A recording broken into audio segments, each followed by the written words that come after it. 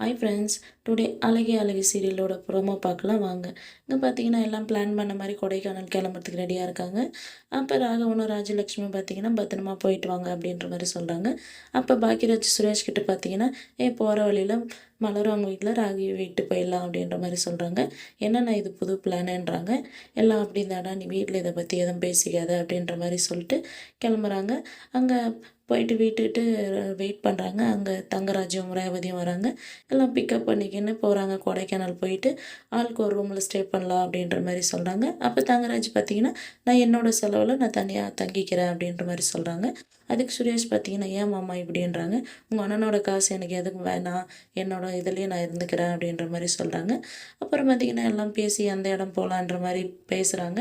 அப்போ பார்த்தீங்கன்னா போட்டிங் போகலாம் அப்படின்னு பேசி முடிவு எடுத்துகிட்டு கிளம்புறாங்க. போட்டிங்லாம் போகிறாங்க. அப்போ மலர் பார்த்தீங்கன்னா மதிக்கிட்ட ஏன் மதி அமைதியாக இருக்க, சுரேஷ் கிட்ட ஏதாச்சும் பேசிட்டு வா அப்படின்ற மாதிரி சொல்கிறாங்க. என்னத்தை போய் பேசுறது அப்படின்ற மாதிரி அவங்களும் சொல்லிட்டு அமைதியாக இருங்க. அப்போ பார்த்தீங்கன்னா திடீர்னு பார்த்தீங்கன்னா போட்டிங்கெல்லாம் முடிச்சுட்டு இறங்கி போகலாம் அப்படின்னு சொல்லிட்டு மலர் பார்த்தீங்கன்னா மதி இறங்கி வா மதி அப்படின்னு சொல்லிட்டு கூப்பிட்றாங்க. அப்போ இறங்கும்போது பார்த்தீங்கன்னா மதி தண்ணியில் விழுந்துடுறாங்க.